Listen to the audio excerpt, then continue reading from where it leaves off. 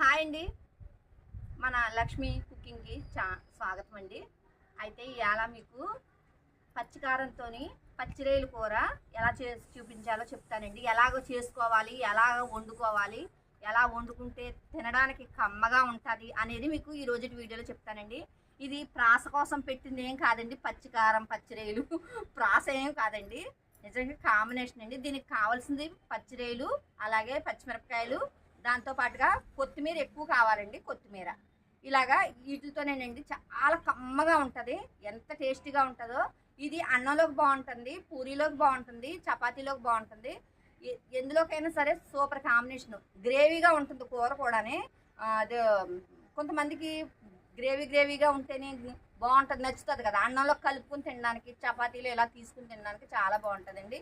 ఇప్పుడు ఆ కూర ఎలా చేయాలి ఏంటన్నది చూపించేస్తాను రండి. చూడండి, మనంతా కూడా సెట్టింగ్ టెర్రస్ మీద రెడీగా వేసేసుకున్నాం. అంటే గదిలో ఉన్నాయి తీసుకొచ్చి బయట పెట్టామన్నమాట. ఇంట్లో చేస్తలేదు వంట. ఇంట్లో అయితే చూడండి ఇవేనండి, వీటికి కావాల్సినవన్నీ ఇవన్నీ కూడా నేను దగ్గరగా పెట్టేసుకున్నానండి. ఇప్పుడు ఈ కూర ఎలా చేయాలి ఏంటి అన్నది మీకు చూపించేస్తాను. వచ్చేసేయండి. ముందుగా నేను ఉల్లిపాయలు తీసుకుంటున్నానండి. ఉల్లిపాయలు కోయడానికి నీళ్ళు తీసుకుంటున్నాను. ముందు ఉల్లిపాయలు ముక్కల కింద కోసేసుకోవాలండి. అయితే పెద్ద ముక్కలు ఏమీ అవసరం లేదు. ఇవ్వనండి, ఇవి పెద్ద రైలు అండి, నేను తీసుకునే రైలు ఇవి. అయితే ఉల్లిపాయలు ఏమో 3 తీసుకుంటున్నాను.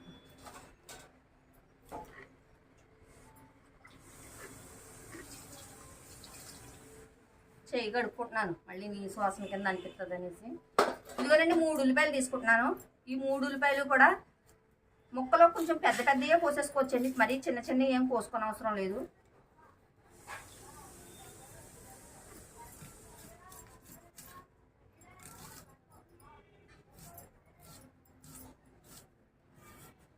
ఇదిగో ఇలా కోసుకుంటే సరిపోతుంది.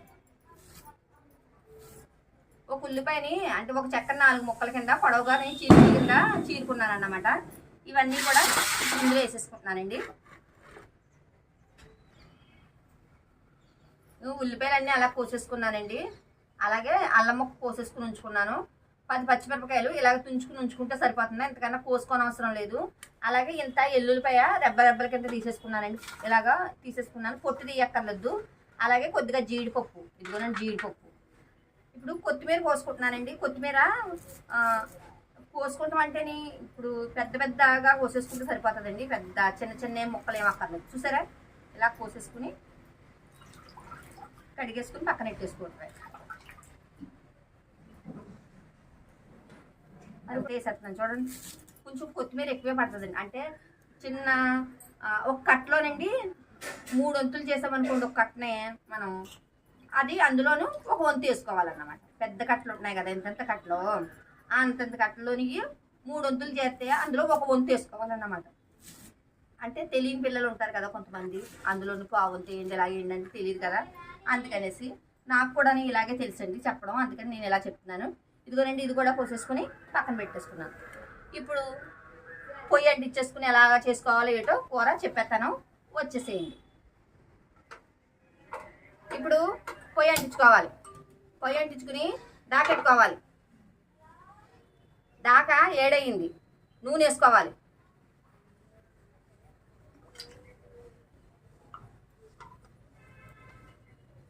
నూనె ఏడయింది, ఇందులోని 1 చెంచాడు జీలకర్ర వేసుకోవాలి.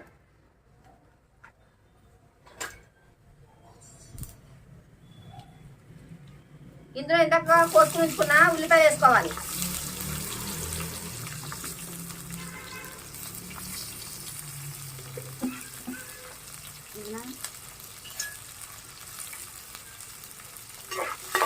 ఈ ఉల్లిపాయలు బాగా వేపుకోవాలి. చూడండి ఇలా వేగినాయి కదా. ఇప్పుడు ఇందులోను పచ్చిమిరపకాయలు వేసేసుకోవాలి. ఇందులోనే అల్లం ముక్క వేసేసుకోవాలి. ఇంత అల్లం ముక్క తీసుకున్నానండి. అలాగే ఎల్లుల్లిపాయలు వేసేసుకోవాలి. వేసేసుకుని వీటిని మళ్ళీ ఉల్లిపాయలు, పచ్చిమిరపకాయలు, అల్లం, ఎల్లుల్లిపాయలు ఇవన్నీ కూడా బాగా వేపుకోవాలి.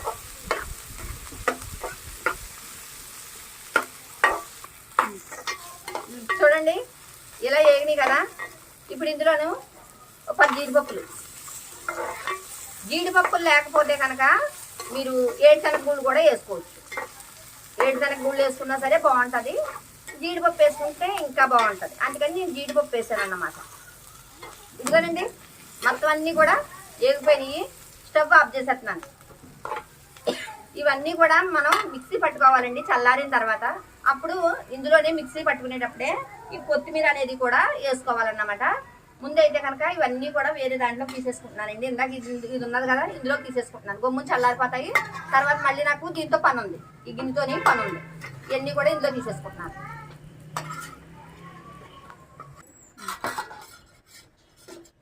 ఇదిగోనండి ఇందులోని అన్నీ ఇందులో తీసేసుకున్నాను కదా. ఇప్పుడు ఇది పక్కన పెట్టేసుకుంటున్నాను.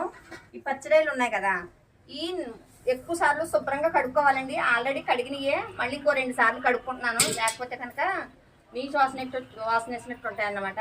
ఇప్పుడు ఈ పచ్చిరాయల్ని 2 సార్లు కడిగేసుకున్నాం.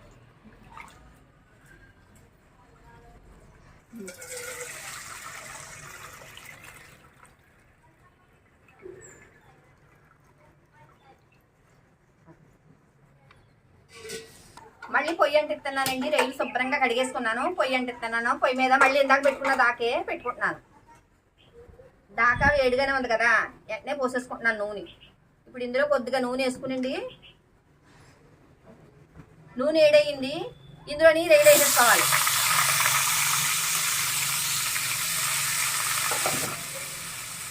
మంట తగ్గించుకోవాలి, పెద్ద మంట ఉంచుకోకూడదు. ఇప్పుడు ఈ రైల్ని కొంచెం వేపుకోవాలి. ఇలా వేపుకుంటేనండి బాగుంటుంది. మరి ఎక్కువసేపు వేపకూడదు, వేపితే అప్పుడు తినేటప్పుడు రెయ్య సాగుతుంది.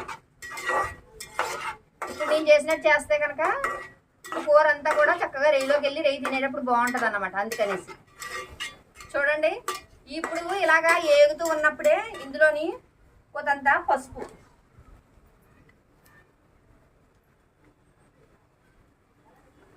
వేసుకోవాలి. కొద్దిగానేనండి, ఎంత అవసరం లేదు.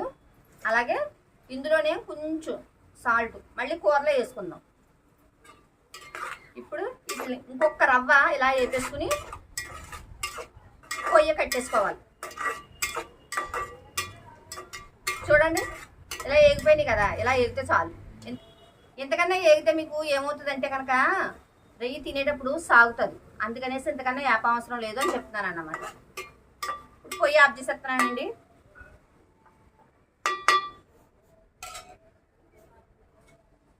పొయ్యి ఆఫ్ చేసేసాను కదండి. ఇప్పుడు ఇది చల్లారిపోయిందండి. చూడండి చేత్తో పట్టుకుంటున్నాను కదా, చల్లారిపోయింది కదా. ఇప్పుడు దీన్ని మిక్సీలో వేసేసుకుంటున్నాను.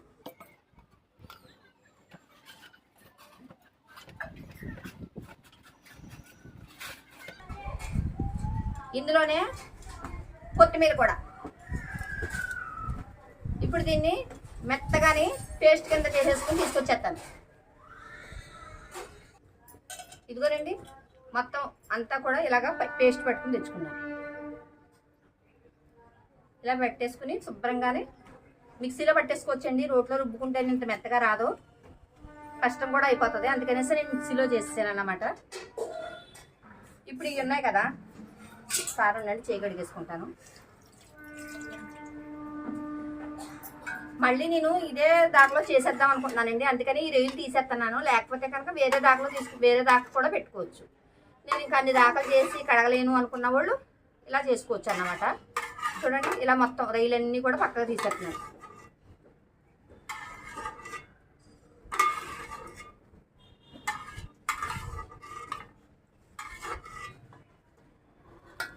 నేను ఇది పట్టుకుని వచ్చేటట్టుకల్లా ఇది చల్లారిపోయిందండి శుభ్రంగానే. అందుకనేసి నేను సింపుల్గా తీసేస్తున్నాను. ఇందులో ఉన్నది కదా, ఇదంతా కూడా ఇందులో వేసేస్తున్నాను. ఇప్పుడు ఒక్కసారి ఇది కడిగేసుకుంటున్నానండి. గిన్నె పొయ్యి అంటించుకుంటున్నాను. పొయ్యి అంటించుకుని ఇదే దాకా పెట్టుకున్నానండి. దాకా వేడవ్వాలి. దాకా వేడయింది. ఇందులోని మళ్ళీ 2 చిన్న చెంచాలేనండి ఇది, అందుకని మళ్ళీ 2 వేసుకున్నాను. ఇప్పుడు ఇందులోని నూనె వెంటనే వేడైపోయిందండి. దాకా చాలా వేడిగా ఉంది కదా. ఒక 10 వరకు మిరియాలు, 4 లవంగాలు, చిన్న దాల్చిన చెక్క ముక్క, ఒక్క బిర్యానీ ఆకు వేసుకుని వెంటనే పేస్ట్ వేసుకోండి.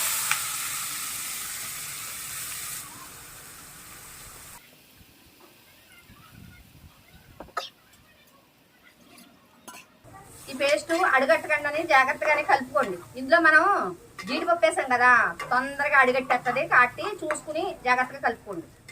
ఇందులోనే అల్లం వేసేసాం, ఎల్లుల్లిపాయ వేసేసాం, అన్నీ వేసేసాం, ఇంకా మసాలా దినుసులు అన్నీ వేసేసాం అన్నమాట. ఇప్పుడు దీన్ని కాస్త నూనె చుట్టూతో వచ్చేంత వరకు మనం బాగా ఫ్రై చేసుకోవాలి, ఉడకనివ్వాలన్నమాట. ఈ పేస్ట్ని ఆల్రెడీ ఇందులో ఉన్నాయన్నీ ఉడికినాయే, కానీ మళ్ళీ ఉడకాలన్నమాట. మరి కొత్తిమీర పచ్చిదే కదా, ఆ కొత్తిమీర పచ్చి వాసన పోయేంత వరకు అన్నమాట ఉడకాలి.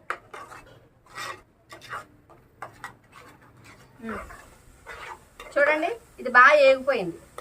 చూడండి, వదిలేస్తుంది చూసారా పాన్నే, అదే దాకను వదిలేస్తుంది. నేను ఇంగ్లీష్లో చెప్పేస్తున్నాను కానీ దాకను వదిలేస్తుంది చూసారా. ఇప్పుడు ఇందులో ఈ రొయ్యలు ఇందాక మనం వేపుకుని ఉంచుకున్నాం కదా, ఈ రొయ్యలు వాటర్తో సహా వేసేసుకోవచ్చండి. అందుకని ఇందాక నేను వాటర్ తీసి పక్కన పెట్టాను. ఇది వేసేసుకుని ఇలా వేసేసుకుని ఒక్క 2 సార్లు ఇలా కలపండి. మరీ ఎక్కువ కలిపేయకూడదు. ఇలా కలిపేసి మిక్సీ గిన్నెలోని పట్టుకుని ఉంచుకున్నాం కదా, అందులోనే కొద్దిగా నీళ్ళు వేసుకుని ఇలా ఇందులో వేసేసుకోండి, కూరలో వేసేసుకోండి. చూడండి, ఇంకో కొంచెం పడతాయి నీళ్ళు.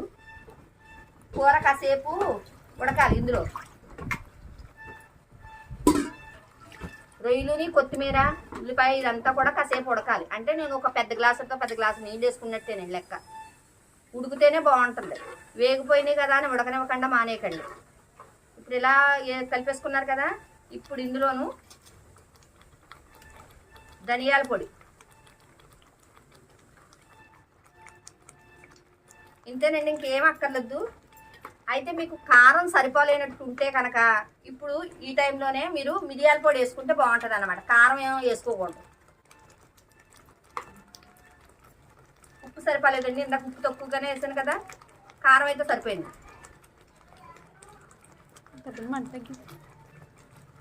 మీడియం ఫ్లేమ్లో పెట్టుకుని ఒక్కసారి ఇలా ఇదంతా కలిపేసుకుని మళ్ళీ మూత పెట్టేసి ఇలా పోగొట్టుకోకూడదండి. నాకులాగా నేను వీడియో చేస్తున్నాం వల్ల కంగారు పడిపోయి పోగొట్టేస్తున్నాను. స్టవ్ అంతా చేసేసుకోకుండా నీట్గా చేసుకోవాలన్నమాట పని. ఇప్పుడు దీన్ని కాసేపు అంటే ఒక 10 నిమిషాలన్నా సరే మీడియం ఫ్లేమ్లో ఉడకనివ్వాలి. ఇప్పుడు ఈ కూరని 10 నిమిషాలు అలా మీడియం ఫ్లేమ్లో పెట్టి ఉడకనివ్వండి. మీడియం ఫ్లేమ్ కన్నా చిన్న మంట పెట్టుకున్నా పర్వాలేదు. కాసేపు ఉడికితే కూర చాలా బాగుంటుంది. కాసేపు ఉడకనిస్తానండి, తర్వాత మీకు ఎలా ఉందో ఏటో చూపెడతాను. ఇదిగోనండి, కూర ఉడికిపోయింది శుభ్రంగా. చూసారా, దగ్గరికి పడిపోయింది కూర.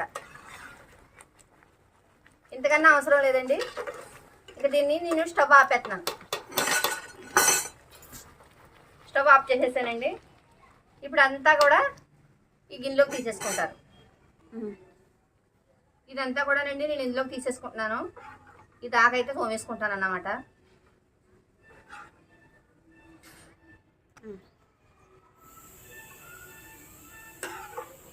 చాలా సింపుల్ అండి. ఈ కూర చేసుకుంటేనే తెలుస్తుంది, తర్వాత చాలా టేస్ట్. అదేమో తింటే తెలుస్తుంది. ఒకటేమో చేస్తే తెలుస్తుంది, ఒకటేమో తింటే తెలుస్తుంది అన్నమాట. వా ఏం చెప్పాను ఎప్పుడు ఇలాగే చెప్తారండి అని అడగండి. ఎప్పుడు నేను ఇలాగే చెప్తాను. నన్ను నేనే అభినందించుకుంటాను ముందు. ఎప్పుడైనా సరే ఎవరో అభినందింతారో ఎవరో నన్ను పొగుడుతారో అంటాను నేను చూసుకోను. ముందు నన్ను నేను పొగుడుకుంటాను, తర్వాత ఎవరన్నా పొగడాలని చూస్తాను అన్నమాట. పొగడితే ఎవరికి ఇష్టం ఉండదండి, అందరికీ ఇష్టమే కదా, నాకు కూడా ఇష్టమేనన్నమాట. కూర అయితే చాలా బాగుందండి. మీరందరూ కూడా చూసి తిని చేసుకుని చూసి చేసి తిని అప్పుడు నన్ను పొగుడుతారు. సరేనా? ఈ వీడియో మీకు నచ్చిందా? నచ్చితే ఏం చేయాలి మీకు తెలుసా? నచ్చితే ఏం చేయాలి? లైక్ చేయాలి. ఇంకా నచ్చితే ఏం చేయాలి? అందరికీ షేర్ చేసేస్తా ఉండాలి. అంటే మాకు అదే ఉద్యోగం అండి అని అడగండి.